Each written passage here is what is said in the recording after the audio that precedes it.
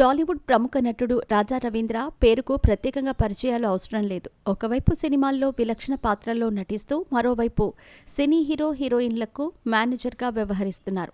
1993లో వచ్చిన నిప్పురవ్వ అనే సినిమా ద్వారా రాజా రవీంద్ర బిజీగా గడుపుతున్న లైఫ్ లో చిన్న బ్రేక్ తీసుకుని ఎంజాయ్ చేయాలి అనుకుంటున్నారా? అయితే వెంటనే ఆర్వీ వెకేషన్స్ ప్రైవేట్ లిమిటెడ్ ని సంప్రదించండి. మరిన్ని డీటెయిల్స్ కోసం సంప్రదించండి 7997979960.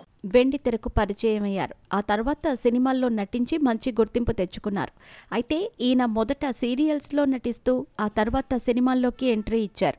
ఒకవైపు వరుస సినిమాల్లో కీలక పాత్రల్లో నటిస్తున్న ఈయనకు హీరో రవితేజ మేనేజర్గా పనిచేశారు.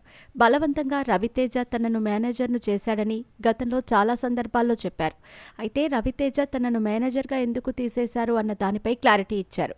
ఇటీవల ఓ ఇంటర్వ్యూలో పాల్గొన్న ఆయన రవితేజ తనని మేనేజర్గా ఎందుకు తొలగించారన్న విషయంపై క్లారిటీ ఇచ్చారు. ఇంకా రవితేజ గురించి ఎన్నో విషయాలను షేర్ చేసుకున్నారు. ప్రస్తుతం ఆ వీడియో సోషల్ మీడియాలో వైరల్ అవుతుంది. అసలు వీళ్ళిద్దరి మధ్య గొడవలు రావడానికి కారణాలేంటో మనం ఇప్పుడు తెలుసుకుందాం. టాలీవుడ్ ప్రముఖ నటుడు రాజా రవీంద్ర పలు సినిమాల్లో కీలక పాత్రల్లో నటిస్తూ జనాలను మెప్పిస్తున్నాడు. ఈయన నటించిన సినిమాలన్నీ మంచి హిట్ అందుకొని వరుస సినిమా అవకాశాలు వెతుక్కుంటూ వస్తున్నాయి. సినిమాల పరంగా నటుడిగా సక్సెస్ అయిన ఈయన హీరోలకు మేనేజర్గా పనిచేస్తున్న విషయం కూడా అందరికీ తెలిసిందే.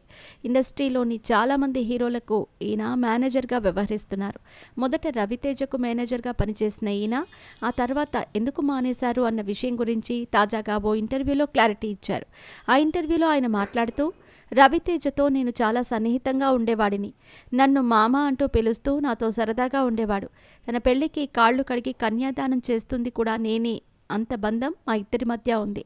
కానీ సడన్గా ఏమైందో తెలియదు. ఓ రోజు పిలిచి మరలా 2 ఏళ్ల తర్వాత పిలుస్తాను, మేనేజర్గా వద్దులే మానేసే అనేసి చెప్పటంతో నేను షాక్ అయ్యాను.